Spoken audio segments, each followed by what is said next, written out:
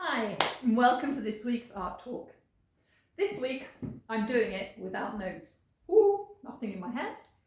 Because I was at Volta the other day, and that's one of the art fairs that belongs to the whole Art Basel world, showing new works, up-and-coming artists, and so on.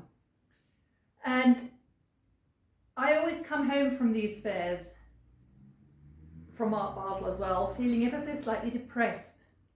And at the moment more than ever. And I'll tell you why. Because all the work that I see there, nothing fills me with joy. Nietzsche said, we have art so that we can bear the world, so that we can bear our reality. Art helps us to cope with day to day, with the mundane, with the harsh facts of life. However, the art that I keep seeing at these places doesn't bring me joy. Maybe I'm just built wrong. But when I look at an artwork of art, I don't want a finished, perfect piece. I want some bits left open so that I can enter into the work. That's what I try and do when I paint. So when I'm painting in an abstract manner, there are areas which are a little bit diffuse, which aren't perfectly mapped out. Things that are open. For me, there has to be a certain amount of movement, expressionism in a work of art. And if I'm painting naturalistically, I also like to have a painting that leaves something open, that shows more than what is, because we're not trying to make a copy of nature. We're trying to create something new, a new world, showing more than what is. And for me, it's also always about the light in the picture, because the light is that spiritual component, the numinous, that undescribable something. And I strongly believe that we are, as humans, such amazing creative beings. And we need to create something beautiful that mirrors the beauty of this world, of this planet, that shows what we as humans are capable of. The earth and the natural beauty is chaotic and endless and infinite. We can create something finite, a little world in itself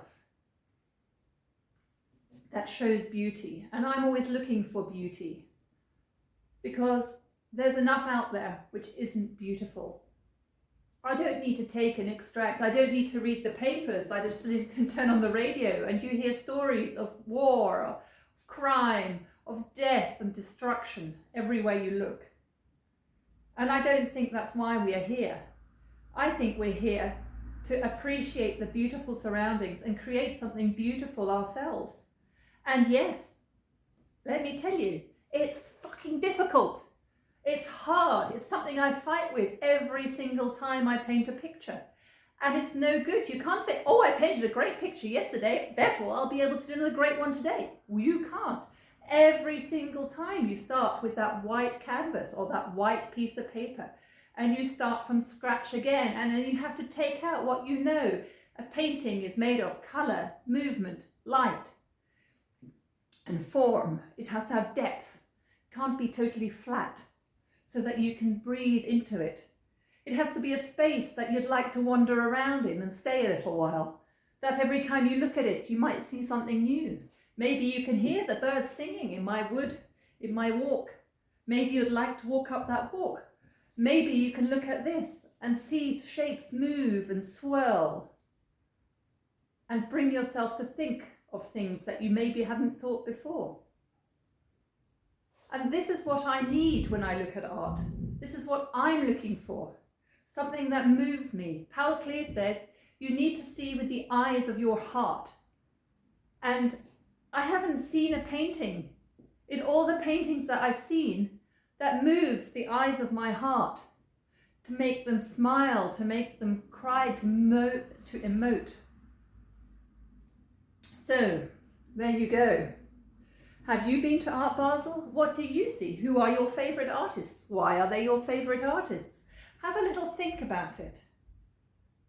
But this is very much what I do, and I very much feel also strongly that because we are human, we have to make art that is human. because we can only relate with things that we know. I don't have a machine, as I said the other week, in my body. And however much easy to look at machine-made art is, I don't think it's ever going to move you to tears unless it shocks you. And shock is such an easy way to grab somebody's attention. It's cheating. It's not art. If you need to shock your viewer, then you're not making your art. You're just grabbing someone's attention. It's that headline in the newspaper. So many people killed last night. That's shock. But we have enough shock in the news. We have enough horror.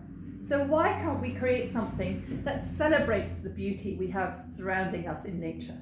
Why can't we have something that expresses joy? That's what I think. What do you think?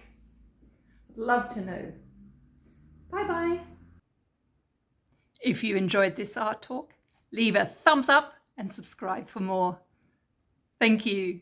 See you next time. Bye-bye.